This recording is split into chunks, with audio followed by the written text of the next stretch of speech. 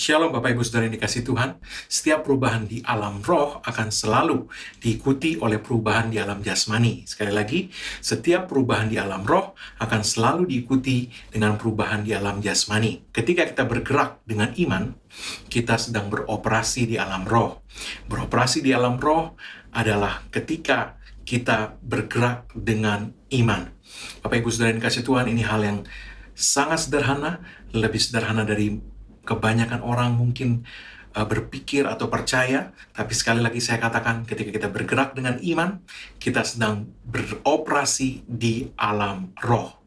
Iman kita akan mengalami terobosan saat Roh Kudus menerangi mata hati kita untuk memahami, yaitu bahwa setiap perubahan di alam roh akan selalu diikuti dengan perubahan di alam jasmani, sehingga kita tidak lagi dibelenggu dengan tipu muslihat iblis untuk memandang segala sesuatu dari sudut pandang alam jasmani, sehingga kita menganggap sesuatu itu sukar karena kita melihat bahwa di alam jasmani sesuatu itu kelihatannya sukar untuk berubah, sukar untuk bisa mukjizat terjadi. Tetapi ketika kita melihat oleh hikmat, oleh pemahaman, oleh pewahyuan dari Roh Kudus bahwa perubahan tidak dimulai di alam jasmani, tetapi di alam rohani, dan setiap perubahan di alam rohani selalu diikuti dengan perubahan di alam jasmani.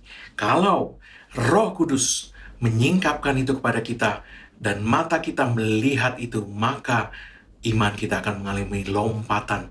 Kita tidak akan melihat sesuatu sebagai hal yang sukar, mukjizat sebagai hal yang berat, yang bisa terjadi, bisa tidak, untung-untungan. No, mukjizat adalah sesuatu yang pasti, yang selalu dikerjakan Allah. Yesus kemanapun dia pergi, dia berjalan, berkeliling, berbuat baik, menyembuhkan semua orang yang dikuasai iblis. Semua. Berarti mukjizat, ya termasuk kesembuhan, adalah hal yang pasti. Dan firman Tuhan berkata bahwa Yesus Kristus tetap sama, dulu, sekarang, sampai selama-lamanya. Dia Allah yang konsisten mengerjakan mukjizat. Oleh sebab itu, mukjizat tidak sukar. Kita hanya membutuhkan pemahaman yang diilhami oleh Roh Kudus untuk melihat bahwa tidak ada yang sukar, sebab perubahan tidak dimulai di alam jasmani, tetapi di alam rohani, di alam roh. Ketika perubahan terjadi di alam roh, maka di alam jasmani perubahan akan juga termanifestasi. Bapak Ibu Saudara yang kasih Tuhan, ketika Roh Kudus, Roh hikmat dan wahyu, kata Efesus pasal 1, menjadikan mata hati kita terang untuk kita melihat hal ini, maka kita akan melihat betapa hebat kuasanya. Kuasa Tuhan bagi kita yang percaya. Bapak Ibu Saudara yang kasih Tuhan, tidak ada yang sukar dan tidak ada yang mustahil. Kita hanya membutuhkan Roh Kudus menerangi mata hati kita, mata pengertian kita, untuk kita melihat kebenaran firman Tuhan ini. Kita perlu minta ini, minta Roh Kudus terus membuat mata hati kita terang, memenuhi kita dengan roh hikmat dan wahyu, sehingga kita dapat memahami kebenaran firman Tuhan ini.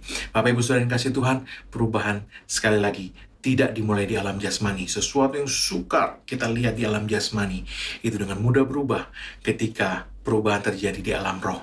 Bumi belum berbentuk dan kosong, kata Kejadian pasal 1. Tapi ketika Allah berfirman, Allah mengubah alam roh dengan firman-Nya, maka kita melihat apa yang diucapkan Allah di alam roh terjadi di alam jasmani.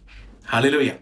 Bapak Ibu Saudara yang kasih Tuhan, hari ini kita akan lebih jauh menggali mengenai bagaimana perubahan di alam roh dapat terjadi. Bagaimana kita dapat memicu perubahan terjadi di alam roh. Secara sederhana, perubahan di alam roh itu dipicu oleh kuasa absolut Allah yang kita kenal dengan nama firman Tuhan. Kuasa Allah yang absolut, yang tidak bisa ditentang. Firman Tuhan berkata, langit dan bumi akan berlalu, tapi firman Tuhan akan tinggal tetap selama-lamanya. Tidak ada satupun dari firman Tuhan, satu iota pun, satu titik pun yang akan dibatalkan sampai semuanya digenapi. Bapak Ibu Saudara yang kasih Tuhan, situasi fisik di alam jasmani, di mana anak seorang kepala rumah ibadah yang bernama Yairus itu secara fisik kondisinya dia sudah mati. Akan tetapi Yesus merubah situasi fisik itu, situasi di alam jasmani itu, tidak dengan usaha di alam jasmani, tetapi dengan mengubah alam roh dengan perkataannya. Dan perubahan di alam roh yang terjadi karena ucapan Yesus itu kemudian diikuti dengan perubahan di alam fisik. Mari kita buka Alkitab kita dari Lukas pasal 8 ayat 49 sampai 55. Dikatakan demikian, ketika Yesus masih berbicara, datanglah seorang dari keluarga kepala rumah ibadat itu dan berkata, "Anakmu sudah mati, jangan lagi engkau menyusah-nyusahkan guru." Tetapi Yesus mendengarnya dan berkata kepada Yairus, "Jangan takut, percaya saja dan anakmu akan selamat." Setibanya di rumah Yairus, Yesus tidak memperbolehkan seorang pun ikut masuk dengan dia, kecuali Petrus, Yohanes, dan Yakobus, dan ayah anak itu serta ibunya. Semua orang menangis dan meratapi anak itu. Akan tetapi Yesus berkata, "Jangan menangis, ia tidak mati, tetapi tidur." Mereka mentertawakan dia, karena mereka tahu bahwa anak itu telah mati. Lalu Yesus memegang tangan anak itu dan berseru, katanya, "Hai anak, bangunlah." Maka kembalilah roh anak itu dan seketika itu juga ia bangkit berdiri. Lalu Yesus menyuruh mereka memberi anak itu makan. Bapak Ibu Saudara dikasih Tuhan, kita melihat dari ayat-ayat ini bahwa Yesus dengan konsisten bergerak di alam roh. Dia tidak berusaha mengubah situasi itu dari alam fisik.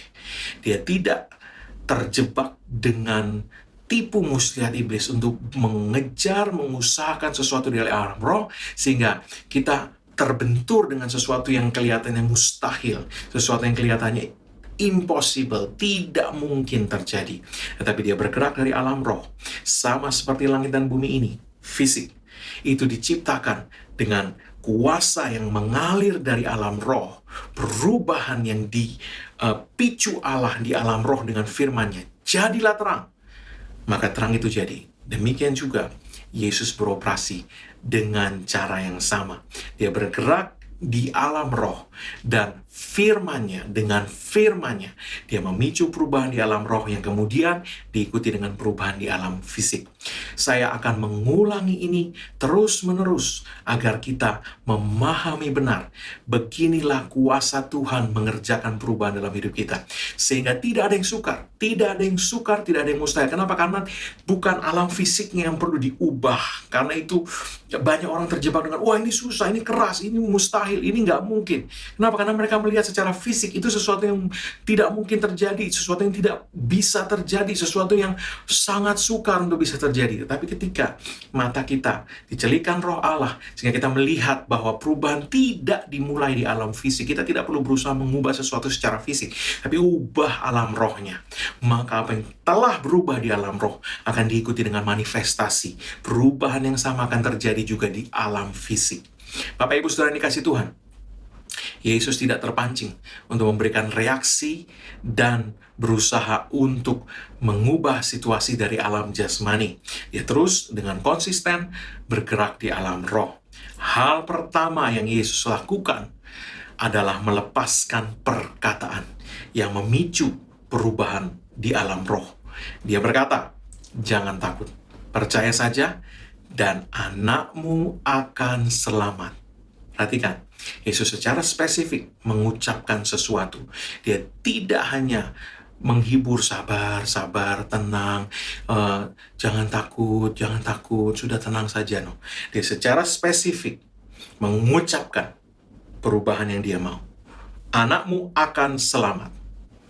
Bapak Ibu Saudara yang dikasih Tuhan, ini spesifik. Dia melepaskan perkataan yang memicu perubahan, mengerjakan perubahan di alam roh. Bapak Ibu Saudara yang dikasih Tuhan, ingat, ketika kita beroperasi dengan iman tadi, ya, maka apa yang terjadi? Kita sedang beroperasi di alam roh. Perkataan yang kita ucapkan dengan iman akan memicu perubahan di alam roh. Itu sebabnya Yesus mengatakan pada Yairus, percaya saja, bergerak dengan iman. Dan kemudian Yesus berkata, anakmu akan selamat. Dan anakmu akan selamat. Dan anakmu akan selamat. Ketika kita beroperasi di alam roh, dengan iman. Sekali lagi, ketika kita bergerak dengan iman, kita beroperasi di alam roh, dan kita memicu perubahan dengan perkataan iman kita, sehingga kemudian perubahan yang sudah terjadi di alam roh akan termanifestasi. Bapak Ibu Saudara yang kasih Tuhan, kita melihat bahwa Yesus berkata, anakmu akan selamat. Kata dan, ya, dia berkata, jangan takut, percaya saja, dan anakmu akan selamat. Menunjukkan bahwa anak Yairus akan selamat sebagai hasil dari operasi iman. Dan hasil dari operasi di alam roh itu didefinisikan dengan spesifik oleh Yesus. Anakmu akan selamat. Bapak Ibu Saudara yang kasih Tuhan, saya garis bawahi bahwa Yesus tidak, bahasa Inggris katakan, leave things to chances. Tidak. Dia tidak membiarkan yang mau terjadi, ya terjadilah. Tidak. Dia menetapkan sesuatu, perubahan di alam roh dengan perkataannya. Dan perkataan yang diucapkan Yesus memicu perubahan di alam roh yang kemudian diikuti dengan perubahan di alam jasmani. Saya garis bawahi hal yang berikutnya, yaitu bahwa sudah jelas bahwa secara jasmani anak Yairus sudah mati. Tetapi dari alam roh, Yesus memicu perubahan yang kemudian diikuti dengan perubahan di alam jasmani. Anakmu akan selamat. Bapak Ibu Saudara yang kasih Tuhan, jelas anak Yairus sudah mati.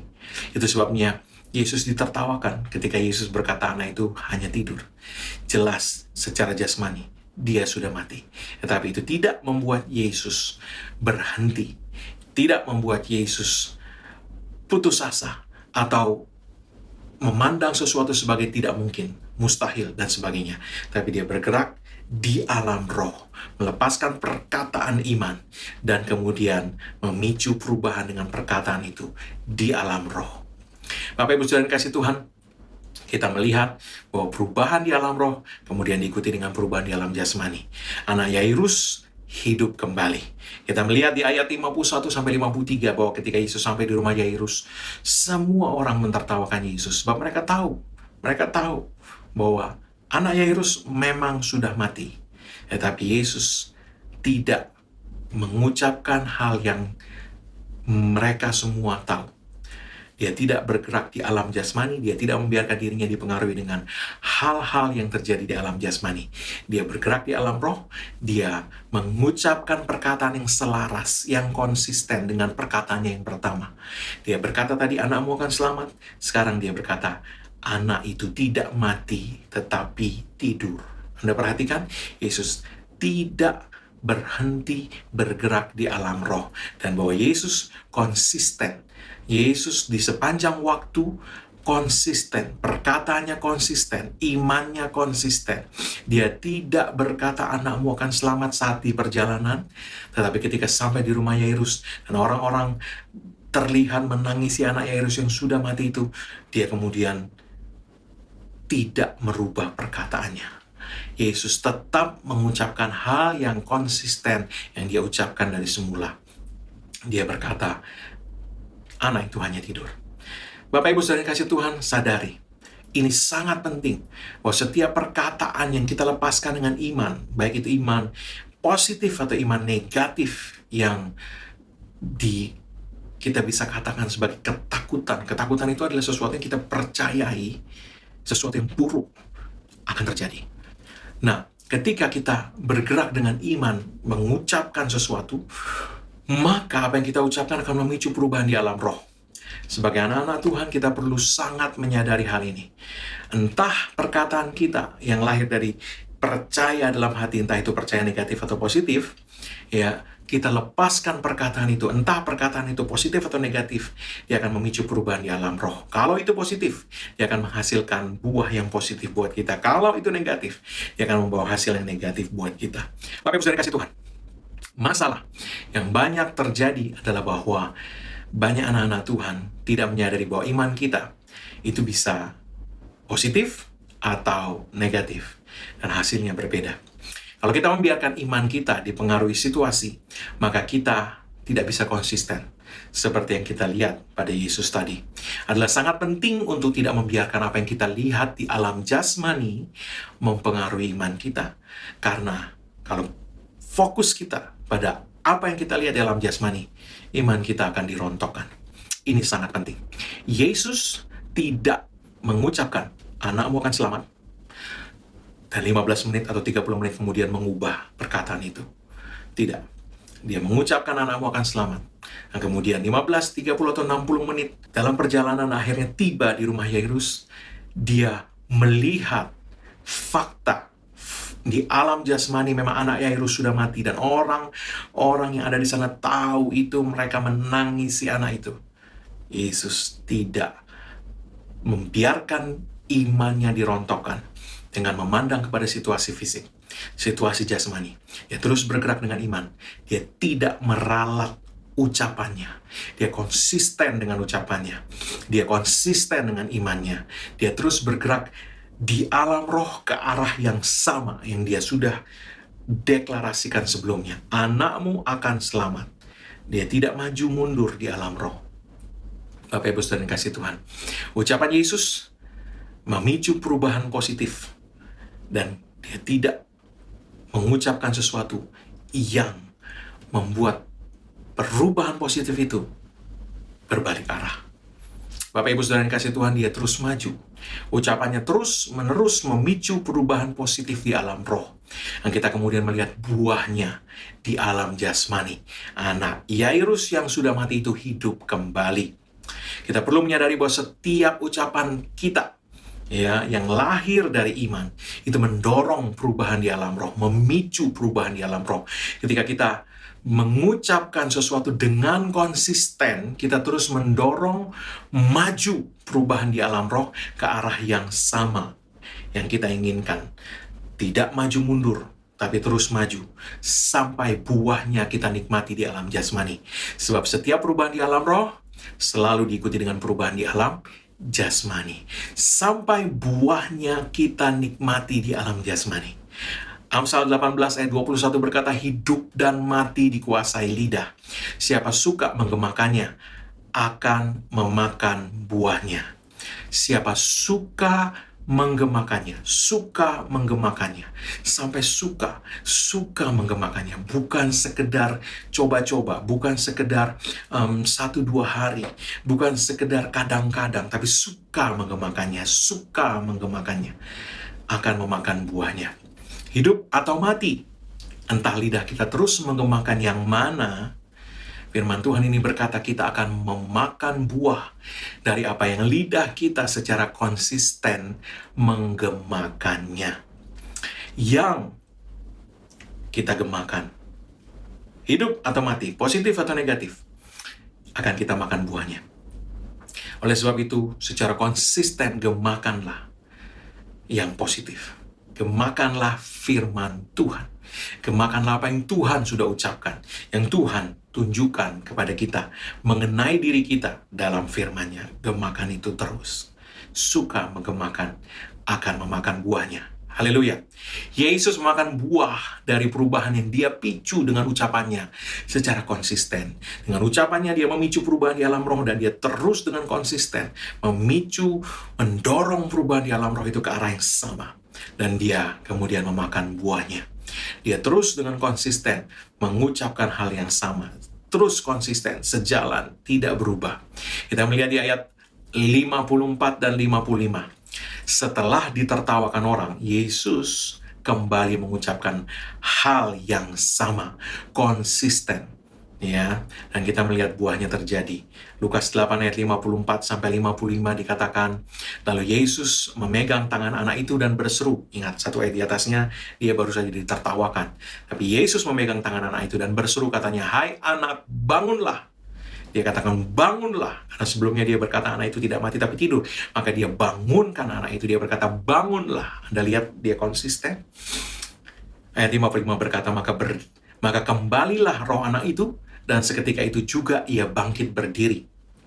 Lalu Yesus menyuruh mereka memberi anak itu makan. Di ayat berikutnya, ayat 56 dikatakan, dan takjublah orang tua anak itu. Tetapi Yesus melarang mereka memberitahukan kepada siapapun juga apa yang terjadi itu. Banyak orang takjub melihat mukjizat, tetapi tidak memahami bagaimana perubahan di alam jasmani itu dipicu. Kita perlu memahami bahwa mukjizat atau perubahan di alam jasmani dipicu oleh perubahan di alam roh yang dipicu oleh ucapan yang lahir dari iman. Simple ya. Perubahan di alam jasmani yang kita sebut mukjizat itu dipicu oleh perubahan di alam roh, dan perubahan di alam roh dipicu oleh ucapan yang lahir dari iman. Simple. Tetapi yang kita temukan adalah orang seringkali tidak konsisten dalam hal yang sederhana ini. Hal yang sederhana, jangan sepelekan, tapi kita perlu konsisten. Banyak orang mengesampingkan hal ini karena menganggap ini terlalu sepele. Dan banyak juga yang mencari hal-hal yang lebih rumit. Akan tetapi kita melihat bahwa Yesus beroperasi dalam kebenaran yang simpel ini untuk membangkitkan orang mati. Bapak Ibu Saudara yang dikasihi Tuhan, kita perlu melihat diri kita mengerjakan pekerjaan-pekerjaan yang Yesus juga kerjakan, bahkan yang lebih besar daripada itu. Sebab dalam Yohanes pasal 14 ayat 12, Anda buka Alkitab Anda sendiri nanti, Yesus mengatakan bahwa semua yang percaya kepadanya akan melakukan apa yang Dia kerjakan, bahkan yang lebih besar daripada itu. Haleluya. Bapak Ibu Saudara yang kasih Tuhan, kita melihat bahwa Yesus bergerak dengan operasi yang sederhana ini, yang memicu perubahan di alam roh, yang kemudian memicu perubahan di alam jasmani. Tetapi yang sering kali membedakan dengan banyak orang adalah bahwa Yesus konsisten dalam hal yang sederhana ini. Konsisten memicu perubahan di alam roh dengan ucapan iman yang konsisten. Saya ulangi, konsisten memicu perubahan di alam roh dengan ucapan iman yang konsisten. Saya katakan minggu lalu bahwa iman memiliki mata di dalam hati kita. Karena itu, kita tidak dapat melihat hal yang buruk dengan mata iman kita, sambil mengucapkan hal yang baik dengan mulut kita dan berharap bahwa apa yang kita ucapkan itu yang akan terjadi. Iman tidak bekerja seperti itu. 2 Korintus 4 ayat 13 mengatakan, inilah operasi iman. Ya, begini. Namun karena kami memiliki roh iman yang sama seperti ada tertulis, aku percaya sebab itu aku berkata-kata. Jadi apa yang di dalam hati sama dengan apa yang keluar dari mulut, ya. Maka kami juga percaya dan sebab itu kami juga berkata-kata. Ingat bahwa Yesus berkata, percaya kamu sudah menerimanya. Berarti hatimu sudah percaya, sudah melihat dengan mata iman bahwa Anda sudah menerima apa yang Anda harapkan itu. Anda melihat dengan mata iman bahwa Anda sudah menerima. Dan mulutmu mengucapkan itu. Aku percaya, sebab itu aku berkata-kata. Ya. Nah, kamu percaya kamu sudah menerimanya, berarti mata iman kita sudah melihat bahwa kita sudah menerima. Ya, sebab itu aku berkata-kata. Jadi, yang dilihat mata iman itu sesuai dengan yang diucapkan. Nah, Bapak Ibu Saudara yang kasih Tuhan, firman Tuhan berkata, maka hal itu akan diberikan kepadamu. Berarti, ya, kita akan melihat mukjizat ketika perkataan kita itu lahir dari iman kita. Ya, apa yang kita lihat di dalam hati kita, itu kita ucapkan, dan ketika kita mengucapkan sesuatu yang lahir dari iman, perubahan akan terpicu di alam roh, dan kemudian akan diikuti dengan perubahan di alam jasmani. Begitulah secara sederhana Yesus beroperasi. Yesus sudah melihat dengan mata iman bahwa anak Yairus selamat. Itu sebabnya dia berkata, anakmu akan selamat. Ya, saya tahu dari mana? Dari firman Tuhan. Oh, Yesus sendiri mengatakan apa yang keluar dari mulut meluap dari hati. Berarti hati Yesus sudah melihat bahwa anak Yairus selamat. Dan mulutnya mengucapkan, anakmu akan selamat. Dan kemudian Yesus terus dengan konsisten mengucapkan hal yang sejalan dengan itu. Bapak Ibu Saudara yang kasih Tuhan, apapun yang Anda butuhkan, berkat jasmani, berkat rohani, berkat keuangan, keturunan, apapun yang Anda harapkan, Anda yang merindukan untuk bertemu dengan jodoh yang dari Tuhan, ya, apapun, Anda perlu melihat dulu dengan mata iman. Melihat dulu apa yang Anda inginkan itu telah Anda terima. Anda lihat dulu, itu sudah Anda terima. Bagaimana Anda berjalan dengan apa yang Anda harapkan, yang Anda inginkan itu. Anda merindukan berkat keuangan, Anda melihat dirimu sudah ada dalam berkat keuangan itu. Anda merindukan berkat keturunan, Anda melihat dirimu sudah bersama dengan berkat keturunan itu. apapun juga, ya, Anda lihat dulu dan kemudian Anda ucapkan itu. Anda ucapkan dan konsisten di sana. Konsisten di sana. Konsisten di sana. Konsisten di sana. Bapak Ibu Saudara yang dikasih Tuhan, Yesus dengan konsisten mengucapkan hal yang sejalan dengan apa yang dia sudah ucapkan pertama kali. Nah, Bapak Ibu Saudara yang dikasih Tuhan, kita melihat, ya, Yesus berkata dari awal, anakmu akan selamat. Maka berikutnya dia berjumpa dengan situasi jasmani yang berbeda dari itu, dia ucapkan lagi, anak ini tidak mati tetapi tidur. Ya, dan ketika dia berjumpa langsung dengan anak itu, di depan anak itu, dia tidak berkata, bangkitlah, seolah-olah anak itu mati. Dia berkata, bangunlah, bangunlah. Dia konsisten di sana. Dia tidak membiarkan imannya dipengaruhi dengan alam jasmani ini. Bapak Ibu Saudara yang kasih Tuhan, mata iman kita melihat dulu, mulut kita kemudian mengucapkan. Apa yang keluar dari mulut, meluap dari hati. Bagaimana roh iman beroperasi? Aku percaya, sebab itu aku berkata-kata. Bapak Ibu Saudara yang kasih Tuhan, mungkin ada yang bertanya, dari mana saya bisa mendapatkan hal yang saya perlu lihat dalam hati saya? Mata iman saya mau melihat apa? Dari mana saya dapatkan gambaran itu? Ya, sederhana. Roma 10 ayat 17 berkata, iman timbul dari pendengaran dan pendengaran oleh firman Kristus. Jadi, firman Tuhan yang terus-menerus kita dengar akan memberikan kepada mata iman kita apa yang perlu kita lihat. Dan kemudian, kita dengan konsisten mengucapkan hal yang mata iman kita telah lihat itu.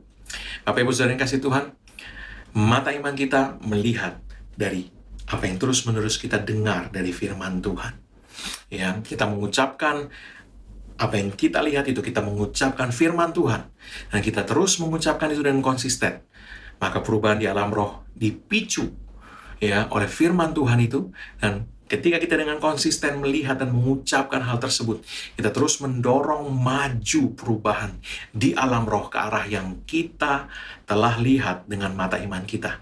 Dan firman Tuhan berkata, barang siapa suka menggemakannya, akan memakan buahnya. Entah itu hidup atau mati. Sekali lagi saya ingatkan, sebab hidup dan mati dikuasai lidah. Yohanes 1 ayat 14 mengatakan mengenai Yesus, firman itu telah menjadi manusia. Perhatikan, ini luar biasa. Firman itu telah menjadi manusia. Bapak Ibu Saudara yang kasih Tuhan, renungkan ini. Firman itu telah menjadi manusia. Anda mau mukjizat, renungkan. Firman itu ada dan bekerja di alam roh. Dan firman ini dikatakan menjadi manusia. Ya. Jadi firman di alam roh itu kemudian menjadi manusia yang ada di alam jasmani. Apapun juga yang Anda butuhkan, hal jasmani, hal materi, hal rumah tangga, impian-impian, firman di alam roh akan menjadi sesuatu yang material di alam jasmani. Artinya dia akan termanifestasi. Kesembuhanmu, kebahagiaan rumah tanggamu, dia akan termanifestasi. Dari alam roh, dia akan termanifestasi di alam jasmani. Firman itu telah menjadi manusia. Kebenaran ini sederhana. Dan saya katakan lagi, seringkali ya orang itu lebih mudah percaya dengan hal yang rumit. Karena mereka berpikir mukjizat itu hal yang rumit. Ya, tapi sekali lagi saya katakan, keyakinan bahwa mukjizat itu sukar atau rumit datang dari sudut pandang alam jasmani. Kalau kita berpikir secara jasmani, ya maka kita akan percaya bahwa mukjizat itu sukar. Tetapi ketika kita melihat ya oleh Roh Kudus bahwa perubahan itu sederhana, dipicu di alam roh, alam jasmani selalu mengikuti. Ya, kita lihat Yesus selalu beroperasi seperti itu. Dia beroperasi di alam roh, dia memicu perubahan di alam roh dengan ucapan iman yang sejalan dengan firman Tuhan, dan dia konsisten mendorong maju perubahan di alam roh itu ke arah yang diinginkannya. Dan perubahan di alam roh kemudian berbuah perubahan di alam jasmani. Simple. Jangan sepelekan hal ini. Yang sederhana dari Tuhan lebih berkuasa dari yang kuat dari manusia. Karena itu kita perlu konsisten dalam hal yang sederhana dari Tuhan ini. Saya akan menceritakan suatu kesaksian mengenai Dodi Austin, ibunda dari hamba Tuhan yang bernama Joel Austin. Pada tahun 1981, Dodi Austin ini didiagnosa dokter terkena penyakit kanker hati yang telah masuk tahap metastase dan divonis hanya akan hidup dalam kurun waktu beberapa minggu saja. Berat tubuhnya turun drastis, kulitnya kuning, dan tubuhnya sangat lemah. Dia dirawat secara intensif selama 21 hari di rumah sakit untuk mengikuti tes demi tes. Dalam keadaan yang sangat parah, John Austin, suaminya, dipersilahkan untuk membawanya pulang sambil menunggu kematiannya. Pernyataan dokter sempat melemahkan Dodi dan keluarganya, tetapi itu tidak berlangsung lama. Dodi dan suaminya memutuskan bahwa hanya mukjizat Tuhan yang mereka butuhkan. Dodi menolak untuk kalah. Dia berketetapan untuk tidak mengeluh tentang betapa sakit tubuhnya, betapa lemah perasaannya, dan betapa tidak berdayanya dia. Sebaliknya, ia menaruh kata-kata Tuhan di mulutnya. Anda perhatikan di situ? Dia tidak bergerak secara negatif. Dia bergerak secara positif. Dia melihat bahwa hanya mukjizat Tuhan yang dia butuhkan. Dan kemudian dia bergerak ke arah situ dengan iman. Perkataan yang diucapkan lahir dari iman, apa yang sudah dia lihat dengan mata imannya, mukjizat Tuhan itu, dia menaruh perkataan Tuhan, firman Tuhan di mulutnya. Hampir di setiap kesempatan dia mengucapkan kata-kata yang penuh iman dan menyerukan kesembuhannya. Di rumah, ia berusaha berjalan sambil berbicara keras-keras. Aku akan hidup dan tidak akan mati. Aku akan memberitakan perbuatan Tuhan. Dodi Austin mengumpulkan 30-40 ayat tentang kesembuhan, lalu menuliskannya dan berulang kali membacanya dengan tegas. Anda lihat konsistensinya.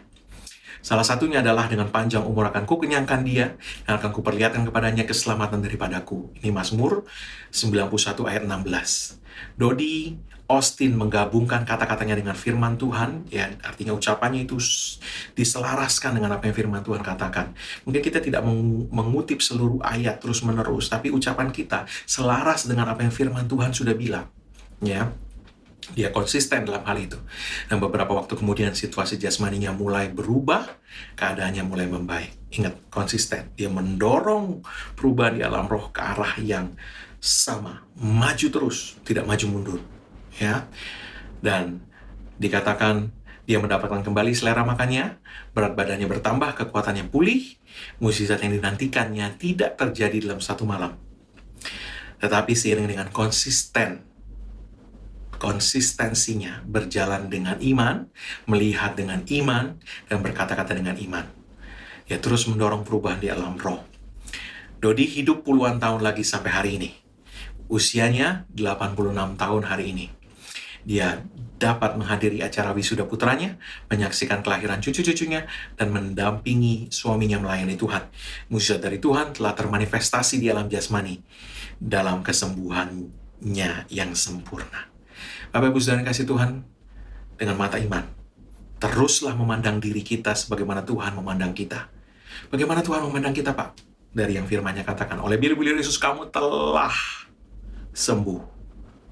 Lihat diri kita telah sembuh. Firman Tuhan berkata, Allahku memenuhi segala kebutuhanmu menurut kekayaan dan kemuliaan dalam Kristus Yesus. Lihat dirimu telah dipenuhi segala keperluanmu dengan kekayaan Tuhan dalam kemuliaannya. Wow, bayangkan betapa kayanya Tuhan dalam kemuliaannya. Lihat dirimu telah disuplai Tuhan seperti itu, dengan sumber dayanya, dengan kekayaannya di dalam kemuliaan. Ya, Anda rindu keturunan, berkat keturunan dari Tuhan. Anda lihat berkat keturunan itu sudah bersama dengan Anda. Ya, Anda lihat dirimu berjalan dengan anak-anakmu. Anda lihat engkau merawat mereka, engkau berjalan dengan mereka, engkau mendidik, membesarkan mereka. Lihat dulu, ya, dan kemudian Anda konsisten mengucapkan itu. Terus mendorong perubahan di alam roh. Tidak maju mundur, tapi terus maju. Ya, Bapak Ibu Saudara kasih Tuhan, dengan mata iman. Sekali lagi, teruslah memandang diri kita sebagaimana Tuhan memandang kita. Yaitu sebagaimana Tuhan tunjukkan itu dalam firman-Nya. Dan perkatakanlah hal-hal yang telah kita lihat dengan mata iman kita itu dengan konsisten. Ya, konsisten dalam hal itu. Terus konsisten. Ingat, siapa suka menggemakannya akan memakan buahnya. Amin. Bapak Ibu Saudara yang kasih Tuhan, mari angkat kedua tanganmu. Terimalah berkat Tuhan. Karena apa yang Yesus Kristus telah kerjakan bagi kita di kayu salib. Karena curahan darahnya, karena penebusannya sempurna. Sekarang tidak ada lagi penghukuman bagi setiap orang yang ada dalam Kristus Yesus. Engkau telah ditebus, harga telah dibayar lunas. Oleh sebab itu semua kutuk tidak berlaku lagi atasmu. Yang ada hanyalah berkat Tuhan tercurah berlimpah-limpah memberkati engkau dalam segala hal. Oleh berkat Tuhan itu engkau naik terus, tidak turun, engkau jadi kepala bukan ekor. Dan apa yang tanganmu dibuat Tuhan berhasil. Dengan panjang umur, Tuhan mengenyangkan engkau, dan Tuhan memperlihatkan kepadamu keselamatan daripadanya. Umurmu minimal 120 tahun, dan dipenuhi dengan hari-hari yang baik dari Tuhan. Dalam nama Yesus. Amin.